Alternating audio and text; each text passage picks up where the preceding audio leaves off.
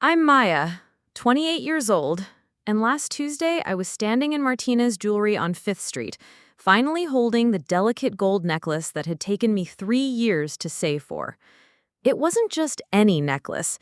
It was an exact replica of the one my grandmother had worn every day until cancer took her when I was 16. The original had been lost in the chaos after her funeral, along with so many other precious things that got misplaced in my family's rush to settle her estate. Before we jump back in, tell us where you're tuning in from. And if this story touches you, make sure you're subscribed, because tomorrow I've saved something extra special for you. The small diamond pendant had been her most treasured possession, a gift from her husband on their wedding day. "This will be yours someday, mija," she'd whisper, adjusting the necklace as we sat together on her front porch. "When you're old enough to understand what it means to fight for what you love." After she died, I'd asked about the necklace during the reading of her will. Mom had waved me off dismissively. "Oh, honey, we haven't been able to find that old thing. You know how confused Grandma got toward the end? She probably lost it years ago." Before I tell you about the betrayal that shattered my world, let me know where you're watching from, and hit that like button if you've ever had something precious stolen by someone you trusted. Growing up in the Hayes household meant living in Sophie's shadow. She was 2 years older, effortlessly beautiful with her honey blonde hair and green eyes that could charm anyone into giving her what she wanted. While I worked weekends at the local diner starting at 14, Sophie flitted between cheerleading practice and drama club, confident that our parents would cover whatever she needed. They always did. Our childhood home in suburban Denver wasn't luxurious, but we never lacked for necessities. Dad worked as an insurance adjuster, and Mom managed the front desk at a dental office. They weren't wealthy, but they somehow always found money for Sophie's dance lessons, her designer homecoming dresses, her spring break trips with friends. Meanwhile, I saved every tip from the diner to buy my own school supplies, and eventually my first car, a beat-up Honda Civic that I drove until the transmission gave out last year. "Maya, be reasonable," Mom would say whenever I pointed out the obvious favoritism. "Your sister needs more guidance. You've always been so independent." Independent wasn't a choice, it was survival. By 22, I had moved into my own studio apartment, working full-time at a marketing firm, while Sophie stayed home until 26, when our parents finally bought her a condo as a graduation gift after her 4th attempt at community college. The necklace represented something deeper than jewelry. Grandma Rose had been the only person in my family who truly saw me. She'd sent me $20 bills when my parents forgot my birthday, listen to my dreams of starting my own business, and tell me stories about her own struggles as a young woman. The delicate gold chain with but I knew better. I'd seen Sophie wearing it to her high school graduation, claiming she'd borrowed it from Grandma's jewelry box. When I confronted her, she'd laughed it off. "Relax, Maya. It's just costume jewelry, probably worth like $50. That lie had eaten at me for years. So when I finally landed a promotion at Riverside Marketing and got my first real bonus, I made a decision. I would commission an exact replica. I'd studied enough photos of Grandma in that necklace to remember every detail. The delicate filigree work, the small diamond's particular cut, even the way the chain caught light. Martinez Jewelry was a family-owned shop that specialized in custom work. Mrs. Martinez, the owner's elderly mother, had listened patiently as I explained what I wanted, showing her the clearest photo I had of Grandma wearing the original. "Ah, mija, this is beautiful work. Very delicate. My son Carlos, he can make this for you, but it will take time. Good craftsmanship cannot be rushed." 3 months and $1,200 later, I held the perfect replica in my hands. The weight of it felt exactly right, substantial enough to matter, delicate enough to be feminine. As Mrs. Martinez fastened it around my neck, I felt Grandma's presence so strongly I nearly cried. "Beautiful," Mrs. Martinez smiled. "Your grandmother, she would be proud, yes?" I nodded, unable to speak past the lump in my throat. That night, I wore the necklace to dinner with my best friend Kay at our favorite Italian place downtown. Kay had been my anchor through every family drama since we were kids. She was the one person who'd witnessed Sophie's cruelty firsthand and never made excuses for it. "Maya, it's gorgeous," Kay said, as I showed her the necklace. "You look radiant, like you're finally complete or something." She was right. For the first time in years, I felt genuinely happy. The necklace wasn't just jewelry. It was proof that I could honor Grandma's memory in my own way, that I didn't need my family's permission to claim what should have been mine. "I want to wear it every day," I admitted, touching the pendant gently. "Is that weird?" "Are you kidding? After what your family put you through? Wear it everywhere. Wear it to bed if you want." Kay raised her wine glass. "To Maya, who finally got something that belonged to her all along." We spent the evening planning my upcoming birthday party, a small gathering at my apartment, nothing fancy. I was turning 28 in 2 weeks, and for once I felt like celebrating. The necklace had given me something I'd been missing, a sense of connection to the woman who believed in me when no one else did. "Are you inviting your family?" Kay asked carefully. She knew the subject was complicated. "I have to," I sighed. "But I'm not going out of my way to make it perfect for Sophie. If she comes, fine. If she doesn't, also fine." "Good for you," Kay nodded. "Set those boundaries." As we walked to our cars after dinner, Kay grabbed my arm. "Promise me something. Don't let anyone dim your light over this necklace. You earned it, you deserve it, and you look beautiful wearing it." I promised, thinking I understood what she meant. I had no idea how prophetic her words would prove to be. Despite myself. Growing up, I'd been trained to fix Sophie's problems, to smooth over her mistakes, to put her needs before my own. Saying no felt like breaking a fundamental family rule. But I'd worked too hard for that money. My emergency fund represented security, independence, the ability to handle whatever life threw at me. Without running to our parents for help, I wasn't going to sacrifice that for Sophie's mysterious investment. I touched the necklace pendant, drawing strength from its familiar weight. Grandma would have understood. She'd taught me that saying no was sometimes the most loving thing you can do. I had no idea that within hours, Sophie would find another way to get her money, one that would shatter my world and change everything between us forever. That afternoon, I was in a client meeting when my phone buzzed with a text from an unknown number. "Found your necklace at Goldsmith's Pawn on Colfax. Thought you should know. Mrs. Martinez." My blood turned to ice. I excused myself from the meeting and called Mrs. Martinez immediately. "Mija, I am so sorry to be the one to tell you," she said gently. "My nephew works at Goldsmith's. He saw your necklace, the one that we made, and remembered it because the work was so distinctive. Someone brought it in this morning." "Who?" I whispered, though I already knew. "A young woman. Blonde hair, very pretty. She had identification showing the same last name as you." Sophie, my own sister, had stolen my most precious possession and sold it for cash like it was nothing more than scrap metal. The old Maya would have cried, would have called our parents, would have begged Sophie to explain herself. But touching the empty space where my necklace should have been, I felt something new rising in my chest. It wasn't sadness or disappointment. It was rage. And for the first time in my life, I was going to let it burn. I drove to Goldsmith's pawn shop with my hands shaking on the steering wheel, adrenaline and fury coursing through my veins in equal measure. The rage that had ignited in my chest when Mrs. Martinez called was now a steady, controlled burn that seemed to consume everything except my determination to get answers. For 28 years, I'd swallowed Sophie's cruelties, made excuses for her selfishness, and convinced myself that keeping peace was more important than standing up for myself. Not anymore.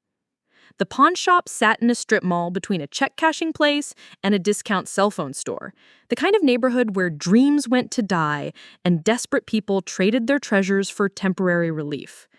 Inside, the fluorescent lights cast everything in harsh, unflattering shadows that made even the most beautiful pieces look tawdry. Glass cases lined the walls filled with wedding rings that hadn't made it to anniversaries, guitars that would never play another song, and tools that represented someone's abandoned hopes for a better life. Behind the counter, a security camera monitored every transaction, and I wondered how many family betrayals it had witnessed over the years. "Can I help you?" The clerk behind the counter was a thin man in his 50s with tired eyes and graying hair. His name tag read Frank, and he had the weary demeanor of someone who'd seen every possible variation of human desperation. "Someone brought in a gold necklace this morning, a woman with blonde hair, probably around 30. I need to see it." He studied me carefully, his experienced eyes taking in my obvious distress. "You family?" "Sister," I said, the word tasting bitter on my tongue. "She stole it from me." His expression softened with recognition. Clearly, he'd seen this type of family drama play out countless times before.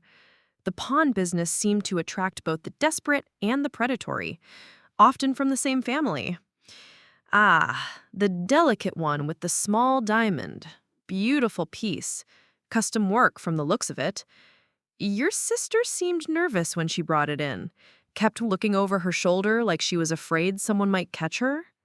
The confirmation hit me like a physical blow. Sophie had known exactly what she was doing, had been afraid of getting caught but had done it anyway. This wasn't some impulsive mistake, it was calculated theft. He retrieved a small plastic bag from beneath the counter, handling it with the casual efficiency of someone who processed dozens of these transactions daily. Inside was my necklace, Grandma's necklace, reduced to inventory in a pawn shop. The sight of it trapped in that sterile bag tagged with a number like evidence in a crime scene made my chest tight with fury. "How much did you give her for it?" $800. Could have been worth more to the right buyer, but she was in a hurry. Didn't even try to negotiate, which should have been my first red flag. Most people fight for every dollar when they're pawning something this nice. $800. Sophie had sold 3 years of my savings, $1,200 of custom craftsmanship, and my connection to Grandma for $800. The math made me sick. She'd essentially stolen $400 from me while destroying something irreplaceable. "I'll buy it back," I said immediately, reaching for my wallet. "Can't do that, miss. There's a waiting period, 30 days minimum. Has to stay here in case it was reported stolen, which I'm guessing it should have been. Then the original seller has first right of refusal if they want to reclaim it." My heart sank as the reality of the situation hit me. "But she is the thief. I can prove it's mine. I have the receipt from when it was commissioned, photos of me wearing it." "You'd need to file a police report and go through the legal process. That takes months, sometimes longer, and there's no guarantee you'll get it back. Depends on the kind of documentation the seller provided and whether the DA thinks it's worth prosecuting." I stared at my necklace through the plastic, feeling helpless in the face of bureaucracy and Sophie's betrayal. But then something Mrs. Martinez had said came back to me. Good craftsmanship cannot be rushed. The necklace in that bag wasn't just a piece of jewelry. It was evidence of Sophie's betrayal, tangible proof of how little my feelings meant to her. "Can I get a receipt showing when it was pawned and for how much?" Frank nodded and printed out a slip of paper, the thermal printer making a grinding sound as it worked. "For your records?" "For my confrontation." The drive to Sophie's condo gave me time to think about what I wanted to say, how I wanted to handle this. Part of me wanted to scream at her, to unleash 28 years of accumulated resentment and hurt. But another part of me, the part that had been shaped by Grandma's wisdom, knew that losing control would only give Sophie ammunition to use against me later. Sophie lived in Cherry Creek North, in a trendy complex our parents had bought her after her latest college dropout. The building was all exposed brick and floor-to-ceiling windows, the kind of place I could never afford, even with my recent promotion. It was a constant reminder of the different standards our parents had always applied to us. Sophie got gifts, I got lectures about responsibility. I found a parking spot and sat in my car for several minutes, gathering my courage and planning my approach. Through the building's large windows, I could see other residents going about their privileged lives, and I wondered if any of them had ever had family members steal from them. Sophie answered the door in yoga pants and an oversized cashmere sweater that probably cost more than my monthly car payment. Her honey blonde hair was pulled back in a messy bun that probably took 20 minutes to achieve. And her green eyes widened with genuine surprise when she saw me. "Maya, what are you doing here? You never come by without calling first." I held up the pawn shop receipt, watching her face carefully for any sign of guilt or remorse. $800, Sophie. That's what 3 years of my life was worth to you? Her face went pale, then flushed red as understanding dawned. For a moment, she looked almost vulnerable, like the little girl she had once been, before entitlement and favoritism had hardened her into someone I barely recognized. "I don't know what you're talking about," she said, but her voice lacked conviction. "Goldsmith's pawn shop. This morning, a blonde woman with our last name pawned a custom gold necklace with a small diamond pendant." I stepped closer, my voice deadly calm. "Ring any bells?" Sophie's shoulders sagged in defeat, the pretense crumbling under the weight of evidence. "Maya, I can explain." "Explain what? How you broke into my apartment? How you stole the one thing that mattered most to me? How you sold my grandmother's memory for drinking money?" "It wasn't for drinking money," Sophie snapped, her guilt morphing back into the defensive anger I knew so well. "And I didn't break in. You gave me a spare key last year when you went out of town, remember?" The fact that she'd used my trust against me made the betrayal cut even deeper. That key had been for emergencies, for the possibility that something might happen to me and someone would need to check on my apartment. That key was for emergency. This was an emergency. I told you I needed money, and you said no. You've always been selfish, Maya. You have more money than me, more stability, more everything, and you couldn't help your own sister? The accusation was so twisted, so completely divorced from reality, that I actually laughed. The sound came out harsh and bitter, echoing off the walls of her expensive lobby. Selfish? Sophie, I worked 3 jobs through college while you partied. I'd been supporting myself since I was 18 while you lived off mom and dad. I saved for 3 years to buy that necklace, and you sold it without a second thought.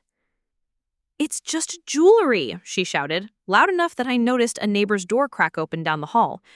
"You act like it's some family heirloom, but it's a copy of something Grandma lost years ago. You're being dramatic about a piece of metal." That piece of metal connected me to the only person in our family who ever believed in me. And you knew that. You knew exactly what it meant to me, and you took it anyway. Sophie's expression hardened, all traces of vulnerability disappearing. "Grandma's dead, Maya. She's been dead for 12 years. Wearing her necklace won't bring her back, and it won't make you special." The cruelty of those words hit me like a physical blow, but instead of crumbling, I felt something inside me crystallize into diamond-hard resolve. This was who Sophie really was, someone who would use my deepest pain as a weapon against me. "You're right," I said quietly, my voice steady despite the tears threatening to spill. "Wearing that necklace won't make me special, but you know what will? Finally accepting that you're not my sister anymore. You're just someone who shares my DNA and steals from me." 3 days later, I was still processing the confrontation with Sophie when Kay convinced me to join her for lunch at Meridian, an upscale restaurant in downtown Denver where she'd been wanting to try their famous salmon. I'd been avoiding public places, afraid I might run into family members who'd undoubtedly heard Sophie's version of events, complete with her playing the victim. "You can't hide forever," Kay had argued over the phone. "Besides, you did nothing wrong. Hold your head high and let anyone who has a problem with you come say it to your face." She was right, of course. I'd spent too many years making myself small to accommodate other people's comfort, and I wasn't going to start hiding now. Meridian was the kind of restaurant where business deals were made over expensive wine, and the waitstaff could spot a Black American Express card from across the room. The lunch crowd was a mix of downtown professionals and wealthy retirees, the kind of people who never had to check their bank balance before ordering. Kay and Anne were seated at a small table near the window, discussing my upcoming performance review at work when I saw them walk in. Sophie with our parents, dressed for what looked like a celebration lunch. Mom wore her best navy dress, the one she usually reserved for church and special occasions. And Dad had on the silk tie Sophie bought him for Father's Day. They were clearly there for something important. "Don't look now," Kay whispered, her fork pausing halfway to her mouth. But the toxic trio just arrived. I kept my back to them, hoping they wouldn't notice me, but within minutes I heard the familiar click of Sophie's designer heels approaching our table. She moved with the confidence of someone who'd never faced real consequences for her actions, her chin tilted up in that imperious way she'd perfected as a teenager. "Maya!" Her voice was sickeningly sweet, pitched loud enough to draw attention from nearby tables. "What a surprise to see you here. I didn't know you could afford places like this." The dig was subtle enough to sound like innocent surprise to anyone listening, but pointed enough to sting. I turned slowly, taking in her satisfied expression. She was enjoying this, whatever this was. "Hello, Sophie." Mom. Dad. Their parents flanked her like bodyguards, Mom's face tight with the particular brand of disapproval she'd perfected over the years, Dad looking uncomfortable but loyal. The united front was as familiar as it was painful. "Girls," Mom said tersely, "we're celebrating Sophie's new job. She just got hired as a marketing coordinator at Bradford and Associates." Bradford and Associates was a prestigious firm downtown, exactly the kind of place Sophie had always claimed she was too creative to work for. The job paid well, probably close to what I made after 5 years of promotions and raises, which made her theft of my necklace even more inexcusable. "Congratulations," I said, evenly, forcing myself to maintain eye contact. "When do you start?" "Monday," Sophie beamed, her smile as bright and artificial as stage lights. And the best part? They gave me a signing bonus, enough to pay off all my debts and start fresh. The implication hung in the air like a noxious cloud. She'd gotten the job after stealing my necklace, used the pawn money to tide her over during the interview process, and now she was being rewarded for her theft with a signing bonus that would erase any consequences. "That's wonderful," I managed, my voice remarkably steady. "I'm sure you'll do great." "Oh, I know I will. Unlike some people, I don't get stuck dwelling on the past." Sophie's eyes glittered with malice, and I realized this entire encounter was planned. She'd seen me through the window and decided to make a show of her success. "Speaking of which, I heard you made quite a scene at that pawn shop. Really, Maya, accusing your own sister of theft, it's embarrassing." Several nearby diners were now openly listening, their conversations forgotten in favor of our family drama. I felt heat rise to my cheeks, but Kay's hand found mine under the table, squeezing in support. "I didn't accuse you of anything," I said carefully, conscious of our audience. "I simply retrieved documentation of the transaction." "Transaction?" Dad stepped forward, his voice confused and slightly defensive. "What transaction? Sophie said there was some misunderstanding about jewelry." Sophie's confident expression flickered for just a moment before she recovered, like an actor who'd briefly forgotten her lines. "Maya is upset because I borrowed some jewelry from her and sold it to help with my financial emergency. She's acting like I committed some terrible crime instead of being grateful that I'm finally getting my life together." "Borrowed?" The word came out louder than I intended, and I noticed the couple at the next table lean closer to hear better. "Sophie, you took my necklace without permission and pawned it. That's not borrowing, that's theft." "Your necklace!" Mom's eyebrows rose in that particular way that meant she thought I was being unreasonable. "The one you claimed was a replica of Mother's old jewelry? Honey, that wasn't worth making such a fuss over." "It was worth everything to me," I said, my voice breaking slightly despite my efforts to stay controlled. "And Sophie knew that. She knew what it meant to me, and she took it anyway." "Maya, you're being overdramatic," Mom sighed, using the tone she'd employed throughout my childhood whenever I'd tried to express hurt or anger. "Sophie was in a desperate situation. Family helps family. That's what your grandmother would have wanted." The invocation of Grandma's memory in defense of Sophie's theft was the final straw. Something inside me snapped, and I stood up slowly, my chair scraping against the floor with a sound that seemed to echo through the suddenly quiet restaurant. "Don't you dare speak for Grandma," I said, my voice carrying across the dining room with a clarity that surprised me. Sophie stole the one thing I had that connected me to her, sold it for $800, and now you're all standing here acting like I'm the problem for being upset about it?" The restaurant had gone completely quiet, except for the soft jazz playing in the background. Even the waitstaff had stopped moving, frozen by the family drama unfolding in their elegant dining room. "Lower your voice," Dad hissed, glancing around at the watching crowd with obvious mortification. "You're making a scene." "Good," I said, surprised by my own boldness and the sense of liberation it brought. "Maybe it's time people saw who you really are. Maybe it's time they knew that you raised one daughter to steal from the other and then blame the victim for being upset about it." Sophie's face had gone white beneath her carefully applied makeup. "Maya, stop. You're embarrassing yourself and everyone else." "No, Sophie, I'm finally telling the truth. And the truth is that you're a thief, Mom and Dad are enablers, and I'm done pretending we're a happy family." The silence that followed was deafening. I could feel dozens of eyes on me, but for once, I didn't care what strangers thought. After 28 years of keeping family secrets and maintaining false peace, the truth felt like oxygen after nearly drowning. "If you continue this behavior," Mom said, her voice icy with the particular brand of disapproval she wielded like a weapon, "you'll no longer be welcome at family gatherings." I almost laughed at the empty threat. "You mean the gatherings where you ignore my accomplishments and celebrate Sophie's latest failure? Where you make excuses for her terrible choices and criticize me for being independent? I think I'll survive without them." I pulled out my wallet and left enough cash for Kay's and my lunch, plus a generous tip for our server who'd been unwillingly dragged into this family catastrophe. "Kay, let's go." As we walked toward the exit, I noticed a commotion near the restaurant's entrance. Raised voices carried across the concrete surfaces, echoing off the low ceiling in a way that made them impossible to ignore. It sounded like an argument, intense and personal. "Let's just get out of here," I said, not wanting to deal with any more drama. My emotional reserves were completely depleted, and the last thing I needed was to witness someone else's family crisis. But as we got closer to my car, I realized the voices belonged to Sophie and a man I didn't recognize. They were standing near a sleek black Mercedes that probably cost more than my annual salary, and Sophie's posture was aggressive, her manicured finger pointed at the stranger's chest in a gesture that reminded me uncomfortably of our recent confrontations.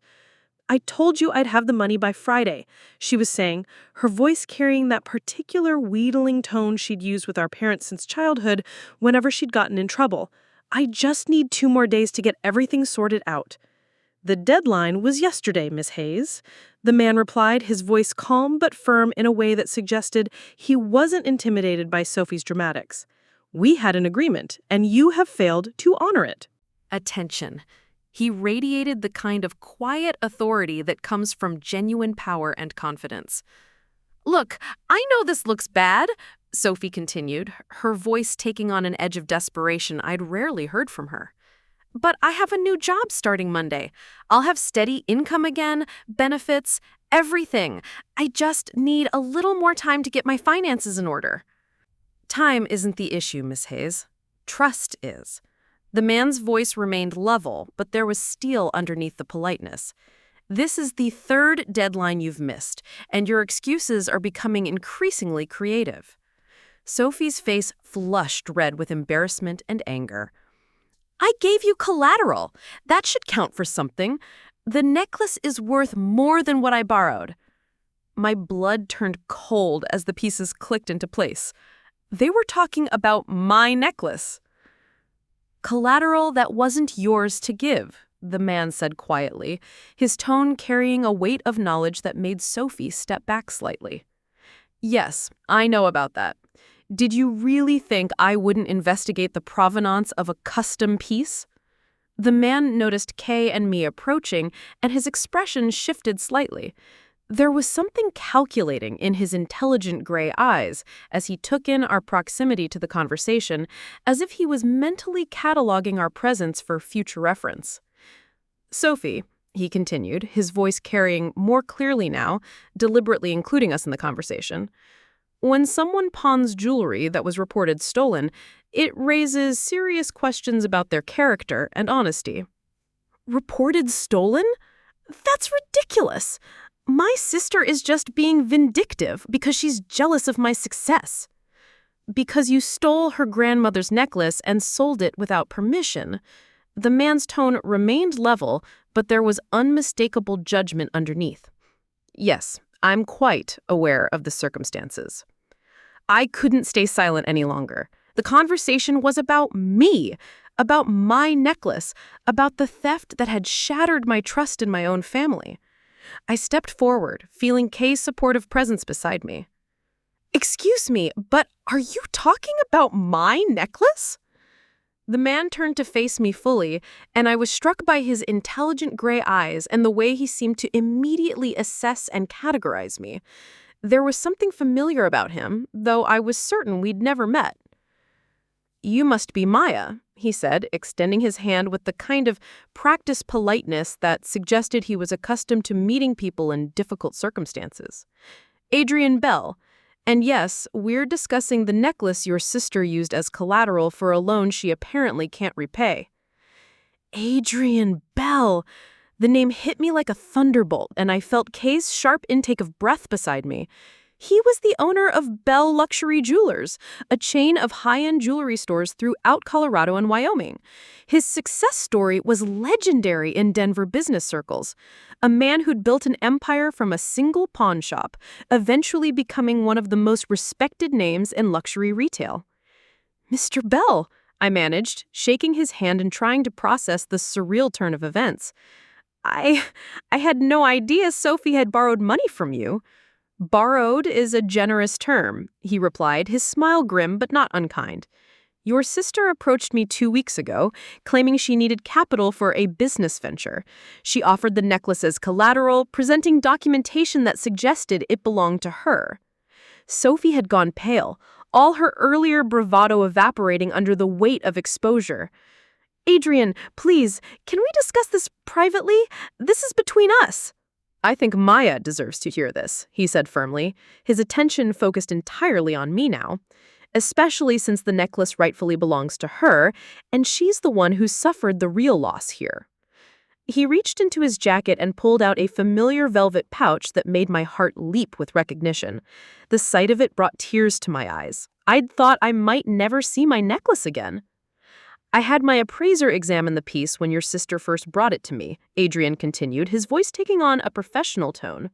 "The craftsmanship was exceptional, too exceptional for someone to casually offer as collateral for a relatively small loan. So I did some research." He handed me the pouch and I opened it with trembling fingers. Inside was my necklace, safe and undamaged, the small diamond catching the parking garage's fluorescent lights. Mrs. Martinez, at Martinez Jewelry, was very forthcoming about the commission and the client who ordered the piece. She was quite concerned when she heard the piece had been used as collateral, especially after she had already helped you recover it from the pawn shop. I cradled the familiar weight in my palm, feeling like I could breathe properly for the first time in days. "I don't understand. How did you get it back?" "Your sister owes me $15,000. He explained, his voice matter-of-fact despite the staggering amount. "Money I loaned her against this necklace's supposed value and her claims of owning a legitimate business. When I discovered the theft, I retrieved the piece from the pawn shop and began investigating. Sophie has been avoiding my calls for a week." $15,000? The number hit me like a physical blow. Sophie hadn't just stolen my necklace, she'd used it to commit fraud on a massive scale. "I can pay you back," Sophie said desperately, her voice breaking. "My new job. The signing bonus will cover part of it, and I can make payments on the rest." "We'll barely cover your existing credit card debts and back rent," Adrian cut her off, clearly having done his homework. "I've done my research, Miss Hayes. Your financial history is, concerning, to say the least." I looked between them, pieces of a larger puzzle clicking into place with sickening clarity. "Sophie, is this why you needed the $2,000 from me? To pay him back?" Her silence was answer enough, but the look of cornered desperation on her face told the whole story. Adrian's expression softened considerably as he looked at me. "Maya, I want you to know that I never intended for you to get caught up in this. Your sister presented convincing documentation and references, and I had no reason to suspect fraud until my appraiser flagged the quality of the work as inconsistent with her story. What happens now? I asked, still struggling to process the magnitude of Sophie's deception and the unexpected kindness of this stranger who'd gone out of his way to return what was mine. When I finished, the applause was more subdued, but somehow more genuine. Gabriel nodded approvingly before asking for questions. Vivian raised her hand again. Syra, that behavioral clustering methodology, is that something you developed specifically for this project? Yes, I adapted techniques from behavioral economics research, but the specific application to consumer segmentation was new. I advanced to a slide showing my original framework. I've actually been thinking about publishing the methodology, since it could have broader applications. That's impressive, said David Chen, our CFO. How long did the development process take? About 4 months of initial research and testing, then another 6 months of refinement as we applied it to Morrison. I caught Monica's expression in my peripheral vision, surprise mixed with something that looked like irritation. For the first time, people were hearing the technical details behind work she'd presented as collaborative intuition. After the meeting, colleagues approached me with questions about methodology, implementation challenges, and potential applications to their own projects. The conversations were different from the congratulations I'd received after the nomination announcement. More substantive, more focused on the work itself rather than the recognition. Gabriel approached as the room emptied. Strong presentation, Syra. You've clearly put a lot of thought into documenting your process. Thank you. I have to ask, that behavioral clustering framework you mentioned publishing, is that something you've discussed with Monica, given her involvement in the project? The question was carefully neutral, but I could hear Gabriel working through the implications of individual versus collaborative contributions. The framework was my independent development, I said. Monica's expertise was in client relationship management and strategic implementation. Different skill sets, different contributions. Gabriel nodded thoughtfully. Good to know. The clarity around individual contributions will be important for the award committee. As he walked away, I realized something had shifted. For the first time in our professional relationship, Gabriel was seeing me as separate from Monica. Not the detail person supporting her vision, but the strategist whose technical innovations had made her success possible. Monica was waiting by the elevator when I left the conference room. Interesting presentation, she said, her tone carefully neutral. Very detailed. I wanted to be thorough. You certainly were. She pressed the elevator button, not looking at me. I hope you're prepared for the scrutiny that comes with individual recognition. Industry panels ask tough questions. I'm looking forward to it. The elevator arrived and we rode down in silence. But for the first time since the nominations were announced, I felt like I was going up. The email arrived at 11:47 p.m. on Sunday, marked urgent, and copied to Gabriel and 3 other senior executives. The subject line read, "Clarification needed, Morrison project contributions and award application accuracy." Monica had sent a formal complaint. I read it twice, my laptop screen the only light in my dark apartment, trying to process the clinical language that systematically dismantled my professional reputation. She'd attached project timelines, meeting notes, and client correspondence, all legitimate documents that, when arranged strategically, painted a picture of collaborative work where I had overstated my individual contributions. The complaint was masterfully constructed.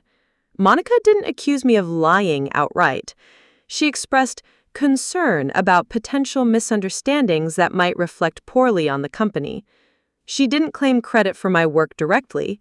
She simply documented instances where we'd worked together, leaving readers to draw their own conclusions about who deserved primary recognition. My phone rang. Eli's name flashed on the screen. "Please tell me you've seen Monica's email," he said without preamble. Just finished reading it. This is nuclear, Syra. She's not just questioning your nomination, she's trying to destroy your credibility completely. I walked to my window, looking out at the city lights that seemed impossibly distant. She's protecting her position. If I withdraw quietly, this goes away. If I fight back, it becomes a public spectacle that damages both our reputations. Except you have documentation that proves she's lying. I have documentation that proves I did the work. That's different from proving she's intentionally misrepresenting it. Eli was quiet for a moment. Syra, you know this isn't just about the award anymore, right?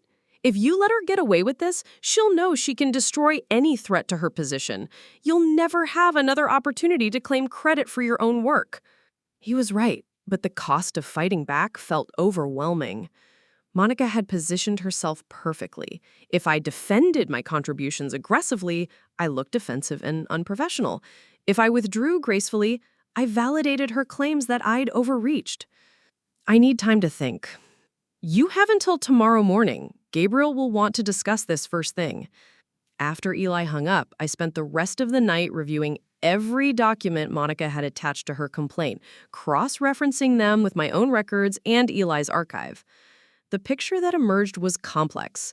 We had collaborated extensively, but the intellectual breakthroughs that made the project successful were demonstrably mine. By 6 a.m., I'd constructed a response that was both defensive and offensive, acknowledging our collaboration while documenting my specific innovations.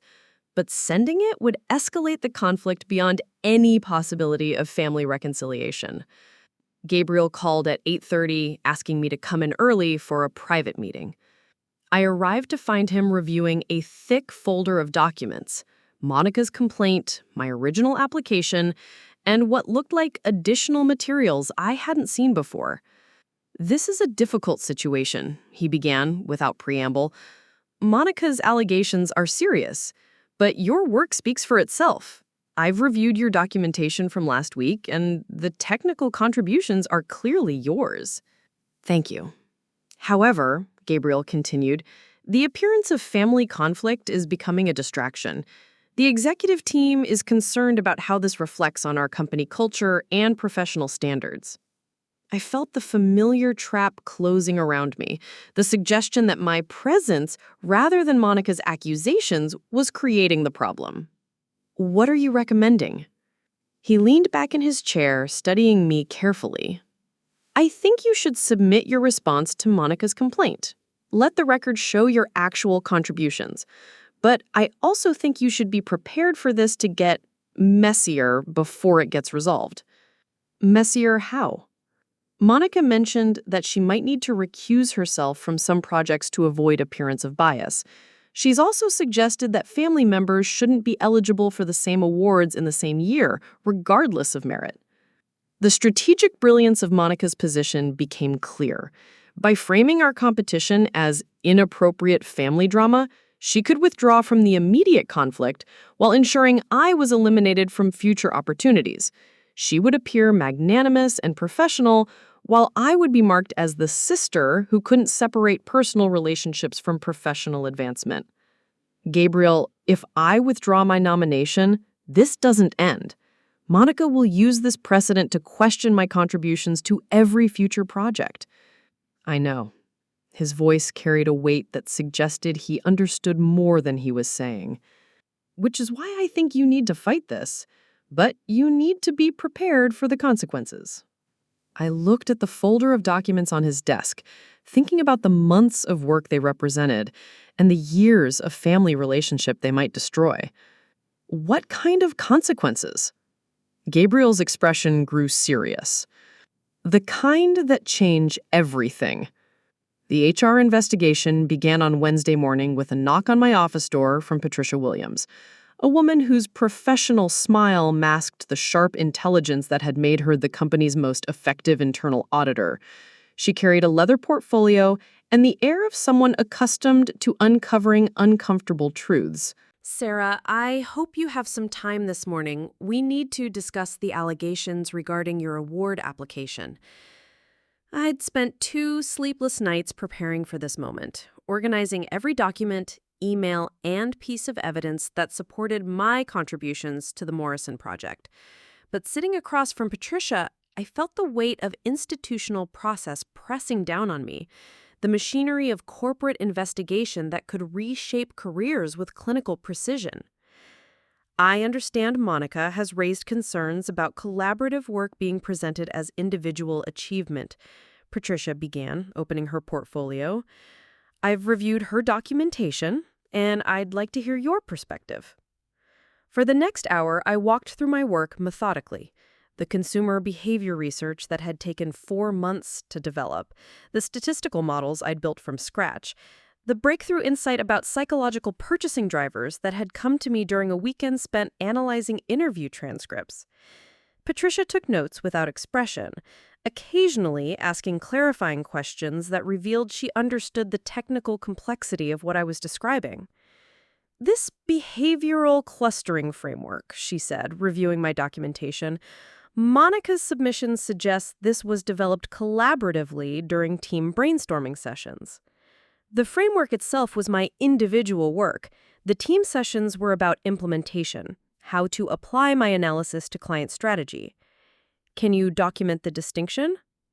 I pulled out the evidence Eli had helped me compile, time-stamped emails showing my research process, draft versions of my analysis with creation dates, even photos of my handwritten notes from weekend work sessions. Patricia studied the materials carefully. This is quite comprehensive. Did Monica contribute to the development of this framework? No, Monica's expertise was in client relationship management and strategic communication. She took my technical analysis and translated it into presentations that clients could understand and act on. Different skill sets. Exactly. Both valuable, but distinct. After Patricia left, I tried to focus on current projects, but concentration felt impossible. The investigation process had transformed our professional relationship into something clinical and adversarial, reducing years of family and work history to competing documentation. My phone buzzed with a text from Vivian Walsh. Coffee later? Want to discuss something important. I found Vivian waiting at our usual cafe, her expression more serious than I'd ever seen it. She'd always maintained careful neutrality in office politics, making her request for a private meeting feel significant. I need to tell you something about Monica, something I probably should have mentioned earlier. My stomach tightened. What about her? Last year's Henderson merger analysis, the one Monica presented to the board, I was the primary researcher on that project. Vivian's voice was steady but carried an undercurrent of long-suppressed frustration. I spent 3 months analyzing market conditions, competitive positioning, and integration challenges. Monica attended 2 team meetings, asked for my final report, then presented my conclusions to senior leadership as her recommendations. I stared at Vivian, processing the implications. Why didn't you say anything? Because Monica made it clear that challenging her would damage my career prospects. She had relationships with executives I couldn't access, influence I couldn't match. Vivian's expression hardened. But watching her attack you for doing exactly what you actually did, that's different. Are you willing to document this? I've already set my records to Patricia Williams. Henderson wasn't collaboration, it was appropriation. After Vivian left, I sat in the cafe processing what her revelation meant. Monica hadn't just questioned my contributions to shared projects. She'd been systematically taking credit for other people's work for years.